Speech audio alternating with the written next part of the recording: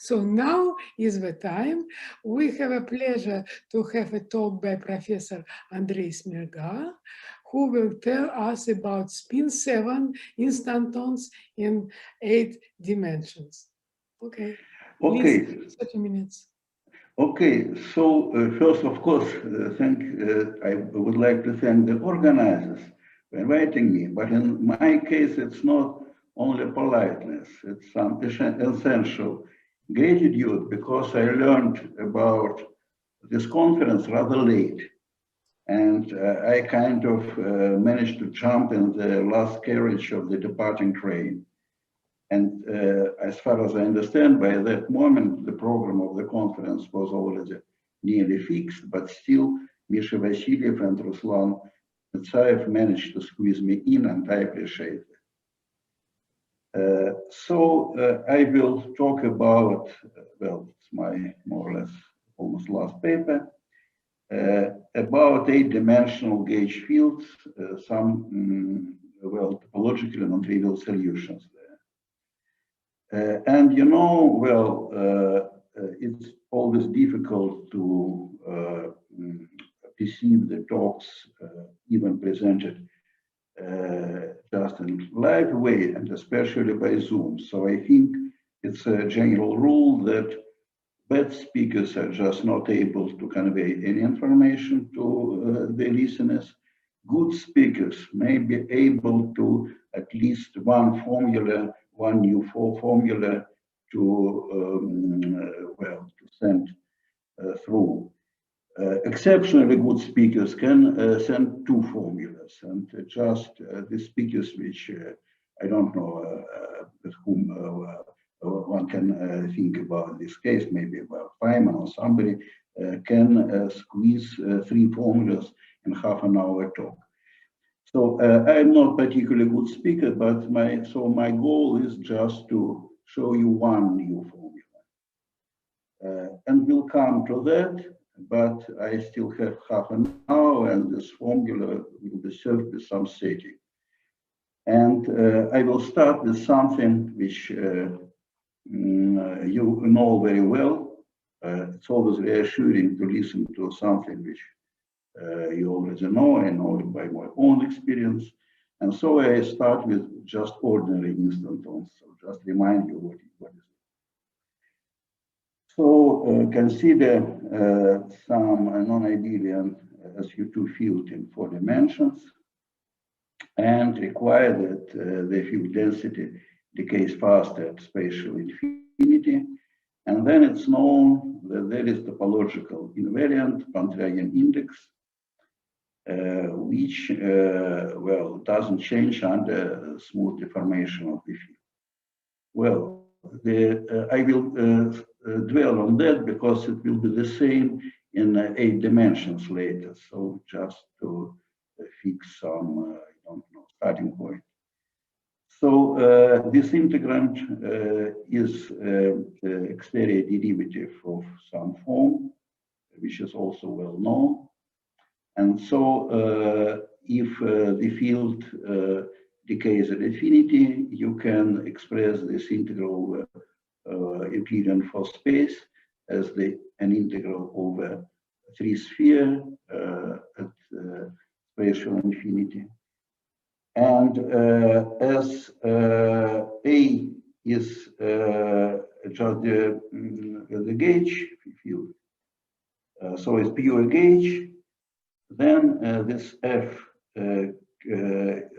well, can be neglected at spatial infinity, and you obtain this integral. Now I think I will still prefer to make it full screen. Why? Because it's large, but the formulas just it's not the whole page which is shown, and probably. Okay, please do you as you want. Okay, so okay. That's the first page.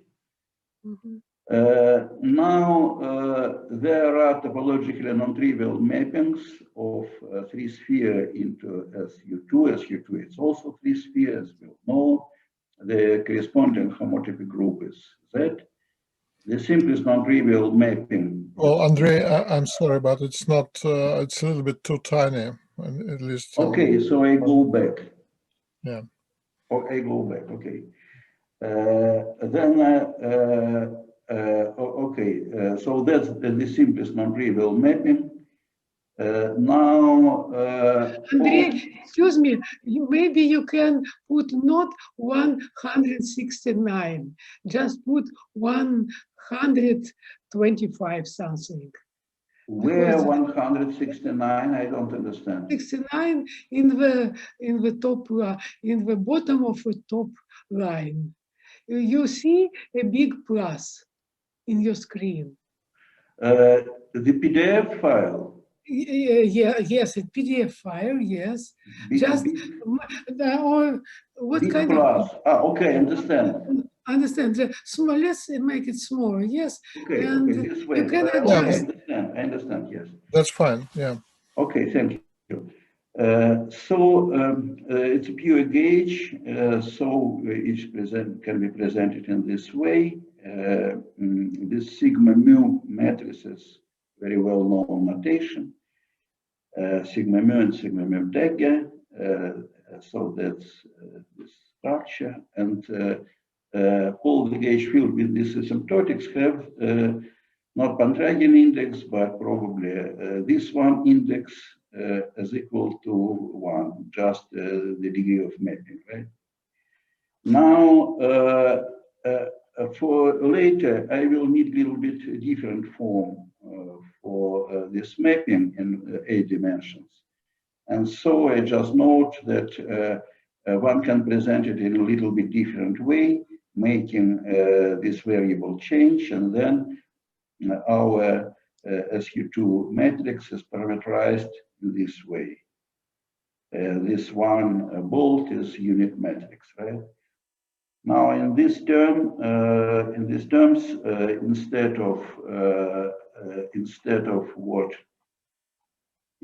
this, you obtain a different representation for the gauge field at infinity. Pure gauge in infinity, it looks like that, right? You just expand this exponential. Expand exponential, make the derivatives.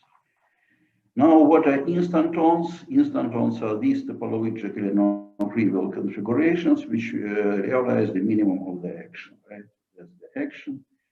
The instantons are self-dual, and there is nice, everybody knows, explicit expression for the instanton. Well, that's for the instanton for SU2 group, which is centered at the origin, right? The center of the instanton is in the origin.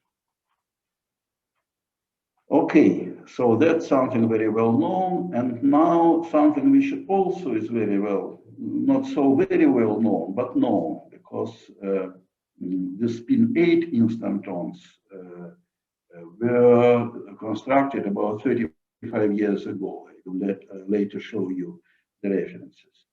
So there are some similar constructions for 8 dimensions for the group spin 8. Now, the topological charge is this is 4th Chern class, right? So it's f to the 4th power.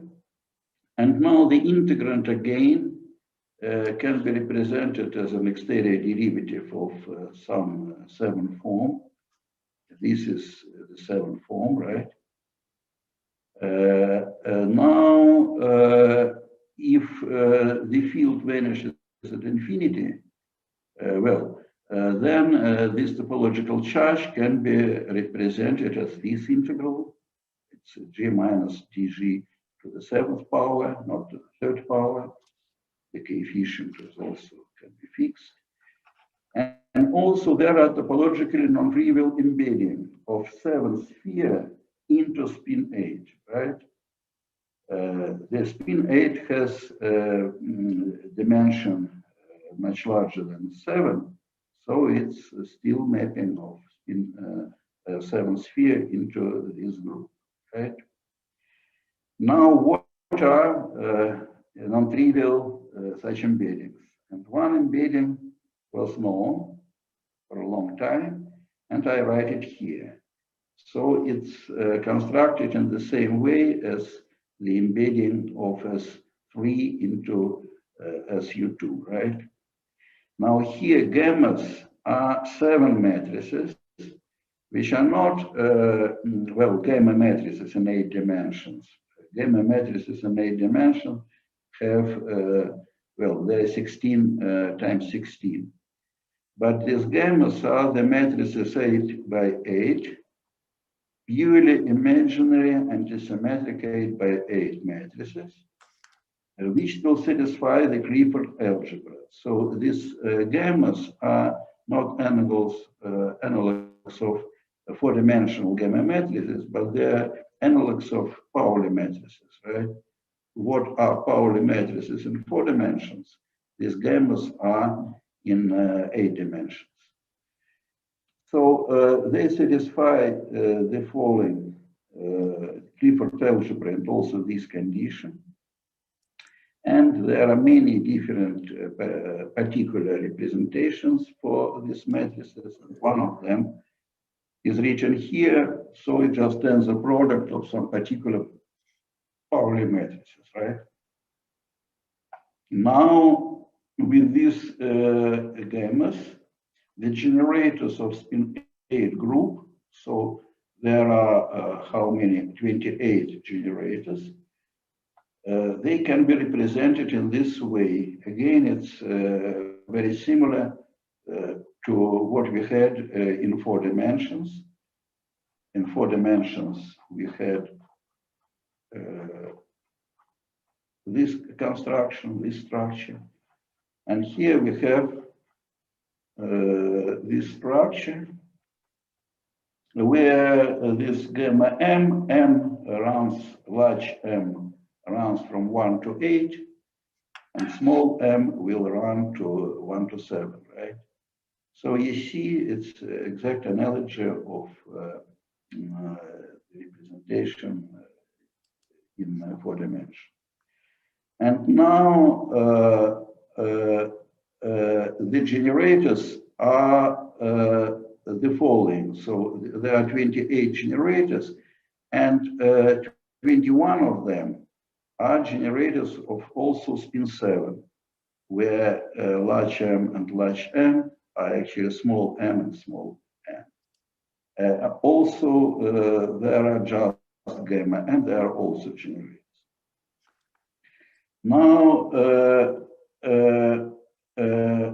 consider the following element of spin 8. Just gamma J is also a generator of spin 8. And it can be represented in this way, right?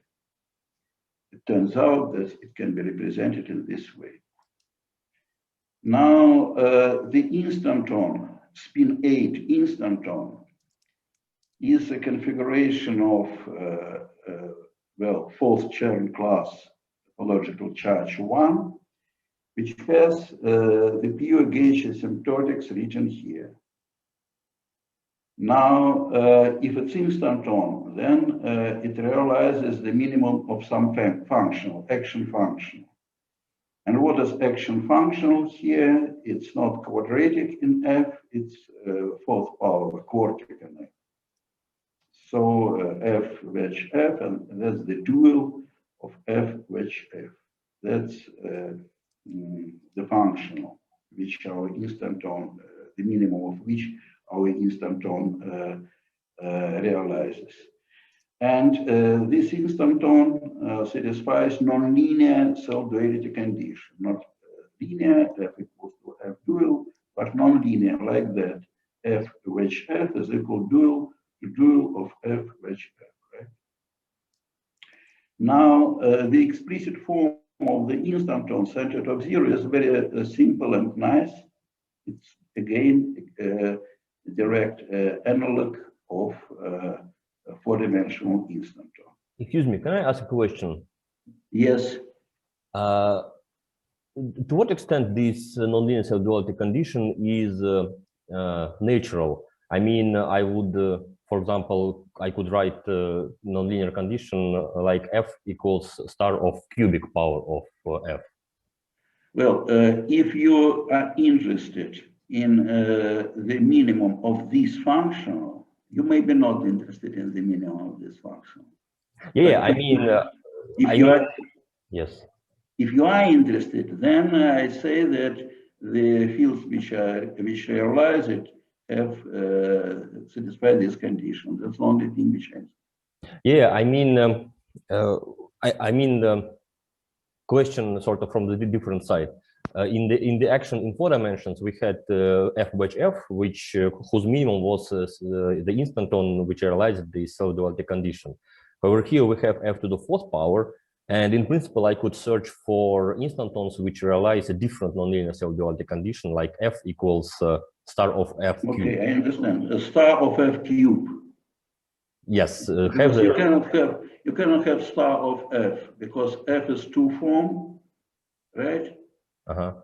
And you cannot have well. I will mention later a linear. There are also some solutions which satisfy some generalized linear duality condition. But here, if it's just star, if ordinary duality, then you should have the integral of 8 form, right?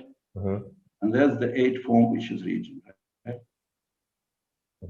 Okay. It's 8 form. It should be the integral of 8 form. Yeah, I understand. What I mean, can you cook up out of 2 form? You can. That looks rather nature. Okay. Now the explicit form of this instanton is this. So just you have the asymptotic, and you change r squared by r squared plus rho squared. Very simple. The same as in 4 dimensions. So the instanton can also be written, again, it's in the same way as in 8 dimensions. And the sigma tilde is another combination. So earlier you had gamma times gamma dagger, and here you have gamma dagger times gamma, right? And then the topological charge of this anti-instanton is -1. And as I told you, it's old story. These are the references. So it's 35 years ago when these configuration solutions have been invented, right? Now about linear, thank you for the question, about linear duality conditions. So you cannot impose it directly, but you can impose some generalized linear conditions. So here it's some tensor, right? Which is not epsilon tensor because we are in 8 dimensions. But still, one can write some naturally looking for the tensor of the 4th rank, which well includes as a components the components of structures constants of Octonian algebra, and that field is called actinionic instanton, and also it's 35 years ago, but it's not the subject of my talk. Okay. Now, what else is known? So I showed to you just single instanton and anti-instanton configurations, but multi-instanton configurations are also known. They generalize HDM as a Hitchin-Dilford-Manfin construction, right? Now, then original part starts of my talk. All these instantons are characterized by a single topological charge Q, but also multi-instantons. But the homotopy group, the homotopy corresponding to the embedding of 7 sphere into spin 8 is not Z, but rather it's Z times Z. So there should be 2 topological charges generically for this embedding. Now one can ask, what are generic topologically non-trivial mappings of S7? Mathematicians know that they exist, but how to find an explicit representation for this mapping. And a similar question is the following. So if there is some some different kind of mapping of S7 into spin 8, it should also realize non-trivial mapping of S7 into spin 7, to the smaller group. And then the P7 of spin 7 is just that. So you have only one topological charge there. And so the question is how to find these mappings of 7 sphere into spin 7, and what are the corresponding instantons, spin 7 instantons.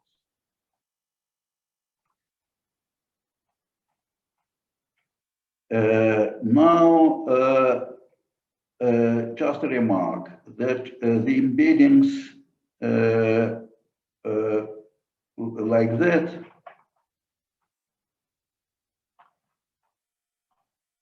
this embedding, right, is associated with a certain fiber bundle, spin 7, spin 8, can be projected into the 7th sphere with the bundle which is spin 7.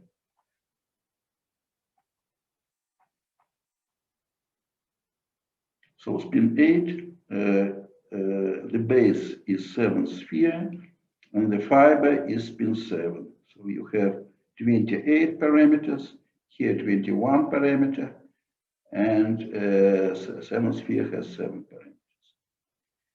And this homotopy must be associated with another fiber bundle. So where you start with already spin 7, you project it onto 7th sphere, and the fiber is also a group which is G2. G2 has 14 parameters, spin 7 has 21 parameter, and so it matches, right? 21 minus 14 equals to 7. And only now, so I present the formula which I talked about in the beginning, the new formula which seems to be nice for me.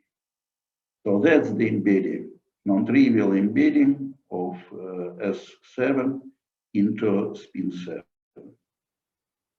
Here, alpha M are just 7 vector whose the length runs from 0 to pi. F, N, and K are structure parameters of octonions. So they are, that's phonograph, well-known phonograph. So these are explicit values for these coefficients. They are absolutely antisymmetric. So F, for example, 6, 1, 8 is equal to minus 1. Okay, and so obviously that's an element of spin 7 because the commutators of 2 gamma matrices, they're just generators of spin 7. And well, there is a simple fact which is not so complicated to prove, that this is indeed embedding of 7th sphere into spin 7. The only thing which one has to prove is the following. So when alpha is equal to 0, that's, for example, the south pole of this 7th sphere. But then one should be convinced that when you increase the length of this vector, you come eventually to the north pole. So you should prove that for the length of the alpha is equal to pi, you obtain just one element of G, which is equal to minus 1. So it's possible to prove it. Sorry, can I ask a question again? Sure. Where this condition for f's comes from for structure constant, for structure coefficients? That's just a guess. That's first of all, these f's are well known. They play a role in G2 group.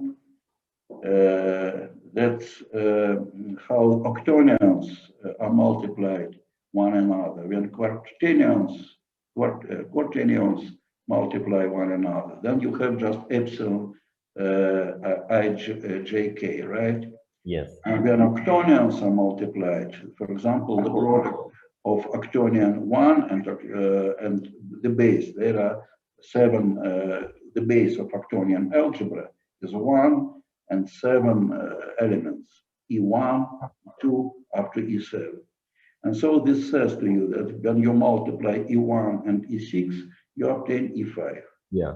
However, looking at the embedding in principle naively, I could put there any f with antisymmetric indices, and that would No, not any f. It's important that they realize indeed the algebra of octonions. It's important that octonions have something to do with G2 group. G2 group is the group of automorphism of octonion algebra. And G2 was important here, right? G2 is the fiber of our fiber bundle. And so it's important that this F, so there are some other representations, but they're equivalent.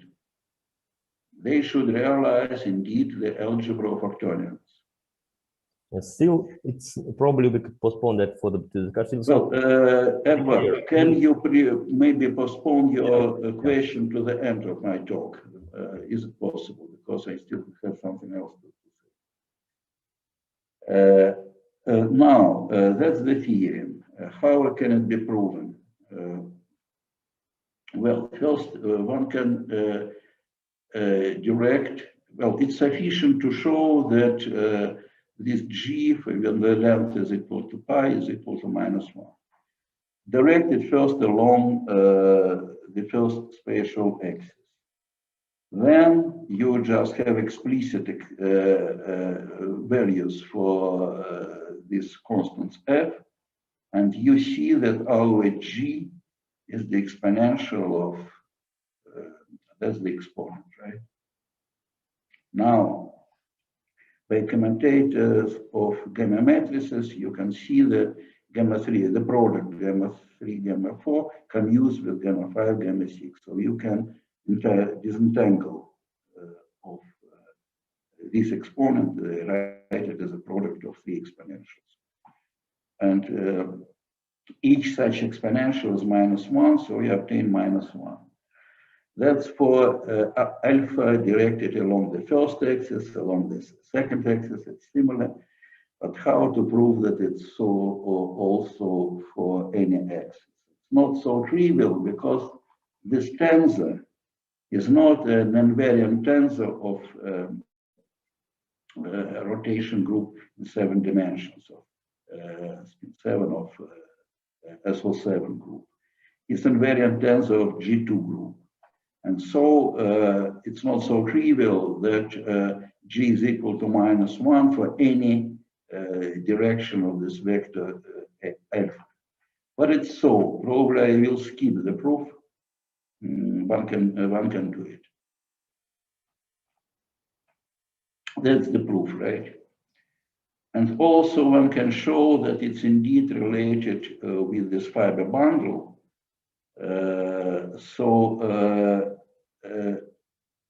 This set of all elements, all these elements, so again this formula, for all alpha, is equivalent to S7, and it's a base in this bundle. Why? Because you see, it's only the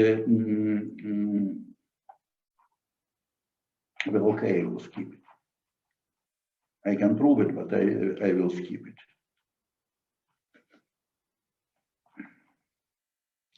Now, this exponential can be just expanded. And this expansion is more complicated than for the embeddings which I written before. That's how it's expanded. You see there are 4 terms. And this matrix T is made as bilinear combination in matrix gamma. So there is a linear term in gamma, quadratic term in gamma, cubic term in gamma, and also unit matrix, right? Then you can make, to understand it a little bit better, you can express it in Cartesian coordinates, where our S7 is just the hypersurface of unit length in 8 dimensions, in medium 8 dimensions. And then that's how our G is expressed. Unfortunately, in contrast to usual 4-dimensional instanton and for spin 8 instanton, the expressions for the asymptotics of gauge potential are not simple. So one can ask Mathematica to write it down, but there are other bulk and ugly. Anyway, well, in my files, they are present, these expressions. And now one can calculate the integral for topological charge. Topological charges still has the same expression, and it should be equal to 1. Well, okay. In fact, this integral cannot be done analytically because the expressions are very much complicated. So I've done this integral numerically. And it's also not simple because it's a 7-dimensional integral. You should integrate over 7 spheres. Well, still my Mathematica managed to do that with some precision. So it worked for 40 minutes. And that's the answer which I obtained, right? Very recently, well, I learned that there is some clever way of calculating multidimensional integrals, and probably one numerically, I mean, and probably one can do it better, but that's what I did. And as the theorem just says that it must be integer, and the result of calculation is like that, it's compatible with Q equals 1. So one should be sure that there's topologically non-trivial configuration. Okay, now the instanton should minimize this action, and explicit expressions for the instanton are not known. You cannot find them, but it must exist just because the functional must have a minimum. And this minimum, it's a theorem similar to what we have in 4 dimensions, must be self-dual in this nonlinear sense. F wedge F is equal to dual of F wedge F, right? Now one can look what happens in, for other groups and other dimensions. First, what happens for other groups? For example, if it's not spin 7, but spin 8, spin 6. In this case, also, P7 is not trivial, so there are some embeddings. Topologically non-trivial, but here I don't have a nice formula which represents these embeddings. The same for spin 5. Also, P7 of spin 5 is Z. There should be some embeddings and some instantons associated with these embeddings. But if for spin 7 I didn't know the explicit expression for the instanton, but I knew the explicit expression for this embedding, here I just don't know a formula. I don't have formulas for that. Now that was 8 dimensions. What happens in some other number of dimensions? One can consider any dimension which is integer multiple of 4, 12, 16, 20, and so on. And then there is the fact, some universal fact, that the corresponding homotopy of the symplectic group of rank R is equal to Z. For R equals 2, SP2 is the same as spin 5. So it's one of, it's this particular embedding, right? For 8 dimensions, and the embedding is of 7 sphere, right? Now, there is no formula. I don't know any formula, but there should be such gauge configurations which realize the minimum of this functional. And they satisfy plus or minus generalized self-duality conditions. Now, what I can do a little bit is the simplest, well, non-trivial case. It's when we have dimension 6 and the group is SU3. Now, here we are interested in some topologically non-trivial 6-dimensional gauge fields associated with the embedding of S5, the distant sphere at infinity, to SU3. And by some chance, this embedding is known. Well, people have constructed it explicitly. So I just show it to you. So consider the parameterization of S5 by 3 complex numbers such that the sum of the modulus squared is equal to 1. And then the element of SU3 where this well point on S5 is embedded is written here. So that's unitary matrix. It's SU3 matrix. These are people who found it. So they are not experts in high energy, well, gauge fields, anything, but well, somehow they found it. So that's true when this alpha 1 is not 0, because you see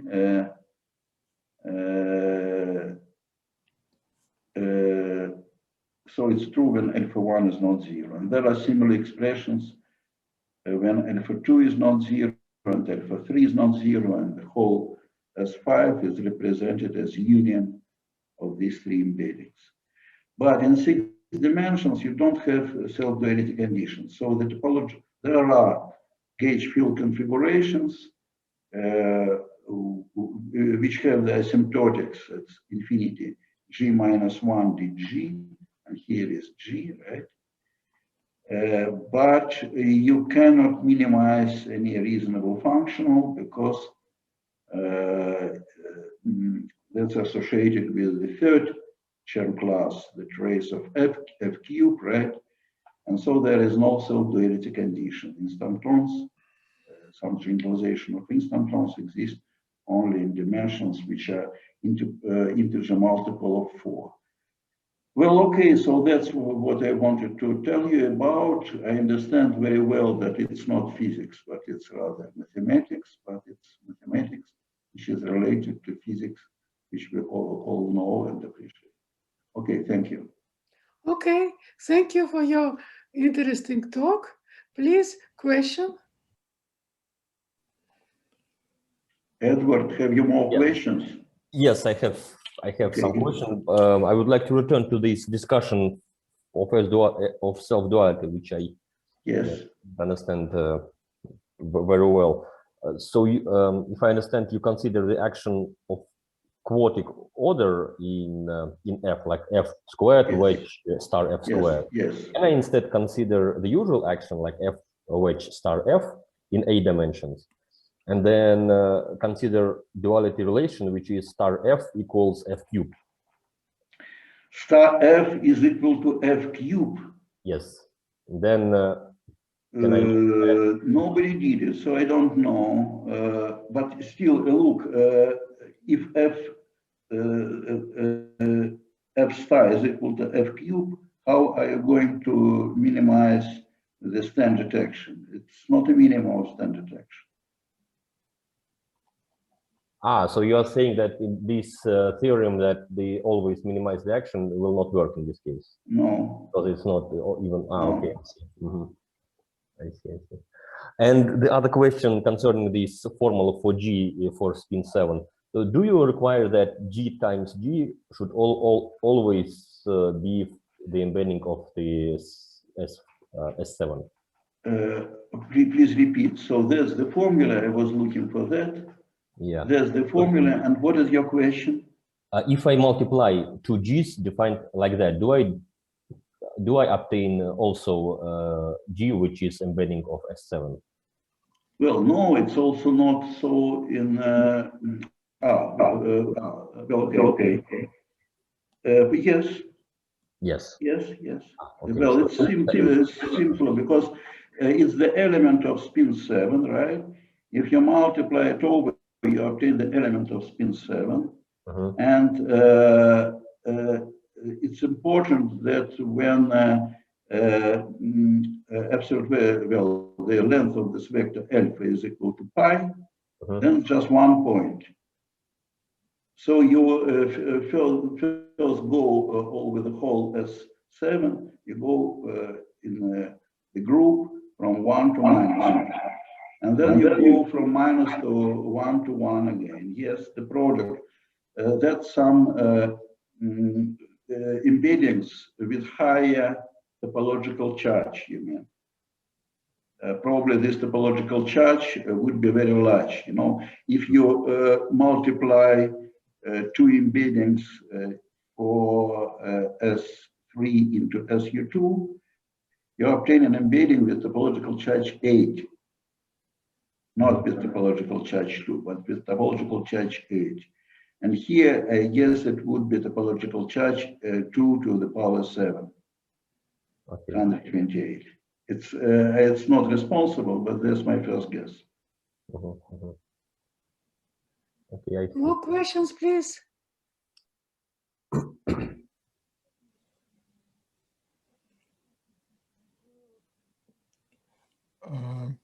Well, I have my hand rising, but basically, well, I also have questions, but I think maybe it's time to go to discussion session because it's actually time to start it.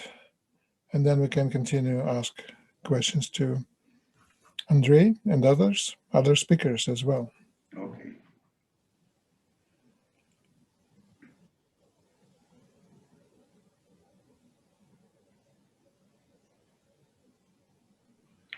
Irina, we don't hear you. Okay, and he has to run. Who, me or somebody else? Misha, what? Well, if you can continue, please just please. continue. Okay. It's a part of the session, yeah. It's a part of the session. Okay. Please, any questions to our speaker today? Well, in this session, I mean. Yeah, this session, yes. Andrei, I would like to ask you, I mean, you in the end, you said that it's mathematics, so this kills my question. But my question is where these instantons can be used in, let's say, physical, maybe in quotes, physical modes. Very good question, Misha. I don't know. Why you are interested in them? Just I looked at that, well, why not? Why not? What we are doing, it's my philosophy if you want. If the physics is something which is related to the nature, right? But since long time we are doing something which is not related directly to the nature, but uses some ideas which we learned by studying nature. So you can study standard model, but you can study also any other kind of field theory, right? And use what you learned by studying well, physical field theories to describe imaginary walls. And here, so I concentrate just on mathematics, but I don't know what interesting things can be said about this functional which I've reached. this answers my question. I have another one as a follow-up. So stops talking about physics. So suppose, I mean, the problem that you are considering is somehow reminiscent of the old problem that, as far as I know, is still not, has not been solved, of considering non-abelian, in some sense, non-abelian higher forms. So in this case, suppose that you will consider a 3 form and such that it has a 4 form as a field strength. Mm-hmm. And suppose that you demand it to be covariantly constant with respect to some usual spin 1 gauge fields or connection, whatever. So then what you can try to do, you can try to consider self-duality conditions for this form. And you can also demand it to be closed under covariant derivatives of your Young-Mills or spin 1 or usual connection. So this f times f star, well, f wedge f, it solves this equation trivially. I mean, it's covariantly constant because of Bianchi for every f that is inbuilt in this construction. Mm-hmm. And it solves this equation for self-duality for 3 form fields or 4 form field strength. So my question is, if you put this problem in a slightly this more general fashion that I suggest, does it mean some other solutions, or this is just the generic solution for that problem? So if you have 3 form, then what is the topology? Well, I know Chern class, right? Which is made, you have what you have ordinary. You have the principal bundle, right? You have the connection of this bundle, which is 1 form. You have the curvature form, which is 2 form. And so this topology is the same as we know in 4 dimensions. And if you have 3 form, what is the topology? I just don't know. Well, but I don't see any big deal. It's just you consider, well, the point is that you cannot have for free, can have it covariantly constant because curvature is non-zero for your usual connection. And simply because it's just f star f wedge f, it commutes to f. And that's why this equation is trivially solved in your case. So the question basically is if this the most general solution for this problem or not. Topology, I mean, it's the same story. You can consider forms of any degree. What you cannot consider freely is non-abelian version. The RAM is always the RAM, but covariant derivative is not necessarily. I mean, it of course you can act with it, but it cannot be covariantly closed. In this case, it surprisingly turns out to be covariantly closed in your case. Well, you want to consider abelian 3 form, right? Well, abelian in which sense? I mean, it will be colored. It will be an adjoint representation of your gauge group for spin 1. Gauge group for spin 1. One moment.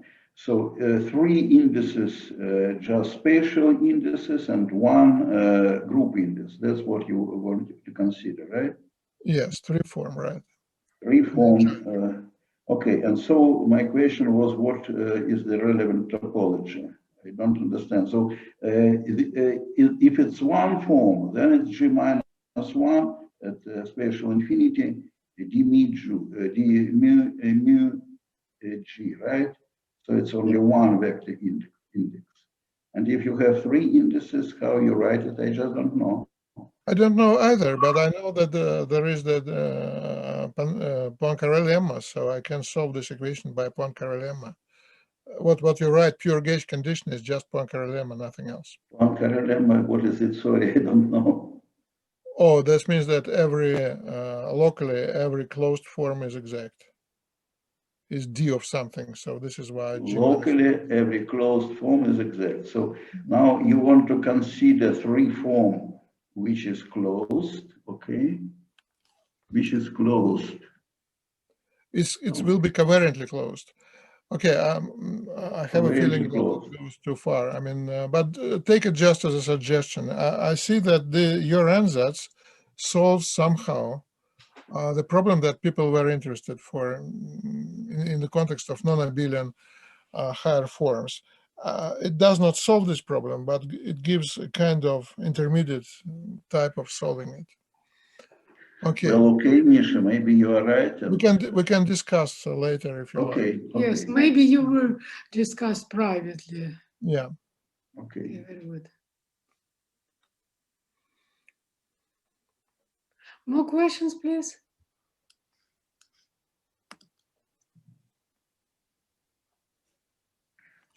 There might be questions also to previous speakers, right? Sure.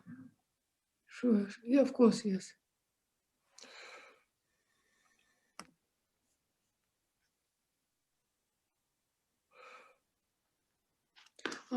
Where is some? I would like to ask question again to Andrei. Okay. But it's a more general question. So am I right that the statement is that the instanton, that you found the formula for the embedding and the instanton in spin 7 and no other dimensions, it is not possible to do that in other dimensions other than explicit formula I found only for spin 7 and S7, but mathematical results are that there are topological non-trivial embeddings in many other cases. The only thing is that there is no explicit formula. Ah, okay, no explicit formula. Okay.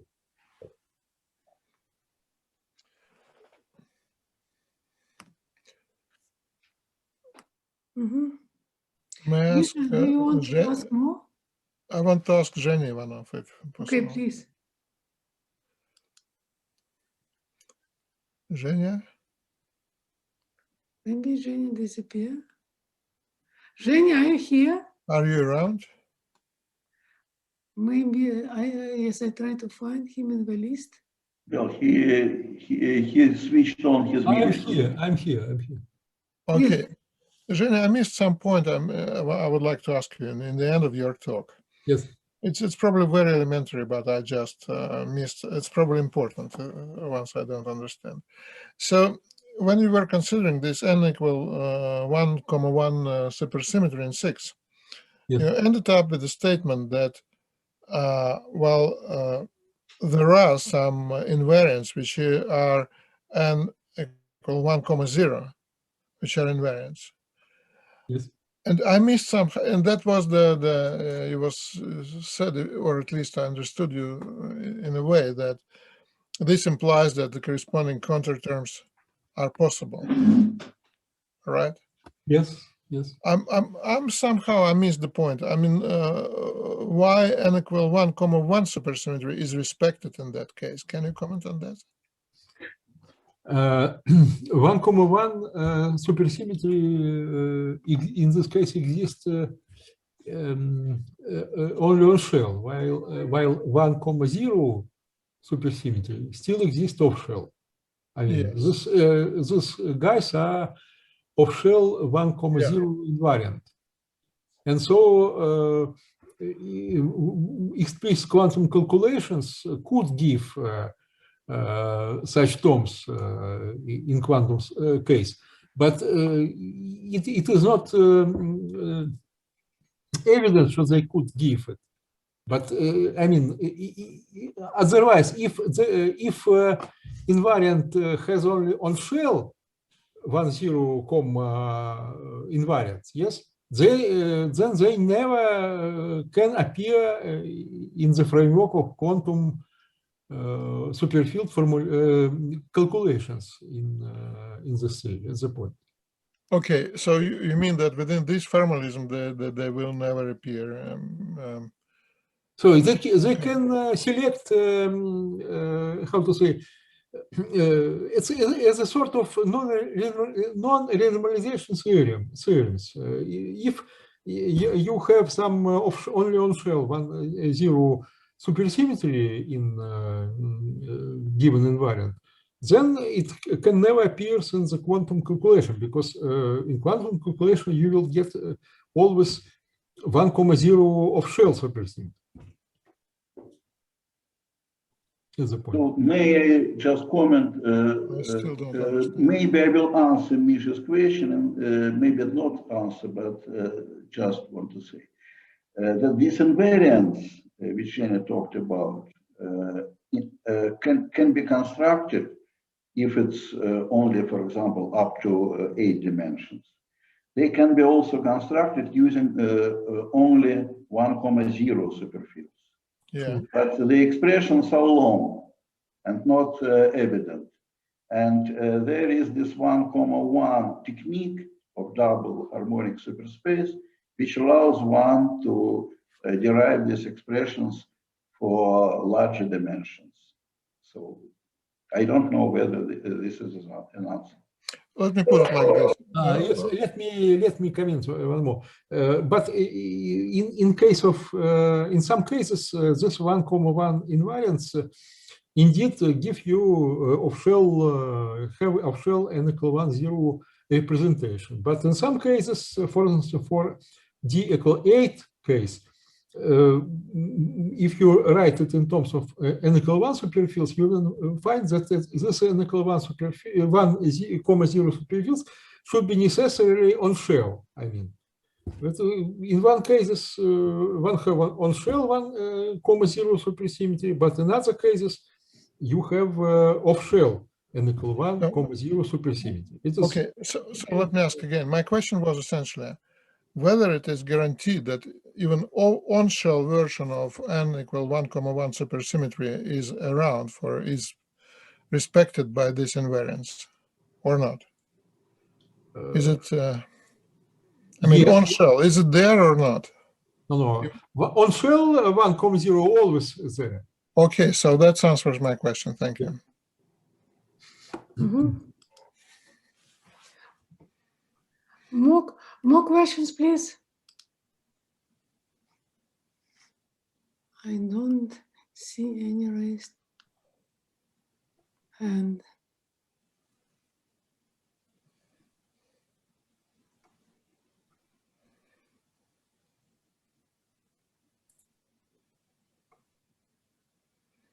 So, what is it?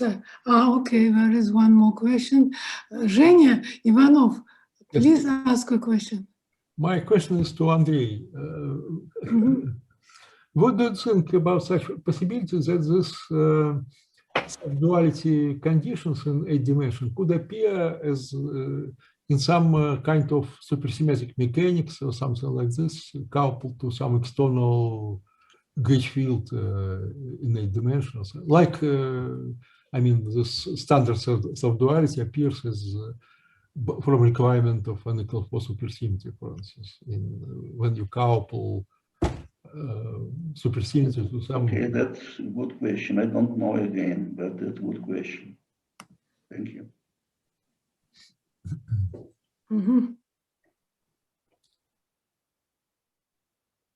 More questions? Thank you.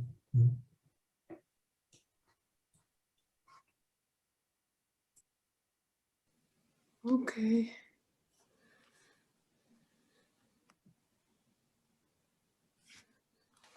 So, Zhenya, you probably have in mind some mechanics in 8 dimensions, right?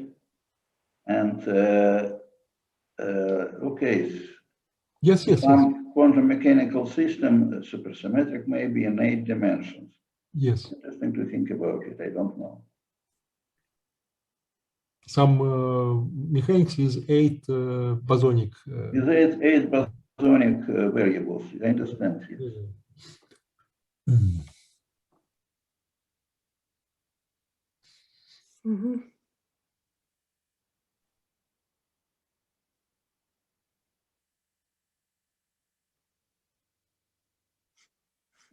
It's just analog of hypermultiplet in nickel 4. I mean, this 8,0 root multiplet of nickel 8. Yes, that I know, but I don't know of any multiplets with 8 bosonic components, right?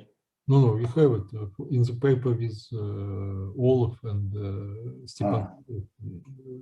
Okay. But never coupled to some external gauge field or something like that. Okay. Never tried this. Okay, more questions, please? Maybe I will ask to Dima Kazakov. Dima, I have the following very naive question. For example, suppose we deal with 4 fermionic interactions. So suppose we do not nothing about gauge theory. So we are in the middle of a previous century, and we try to calculate. Suppose we have some super pooper computer who can calculate all leading divergences. Suppose we introduce some good regularization, something like that. What kind of answer do you expect? Having in mind that in principle we can reconstruct from gauge theory interaction something about for fermionic interaction. Have you thought about this problem? So may I repeat question? My question is about leading divergences in 4 fermionic interaction.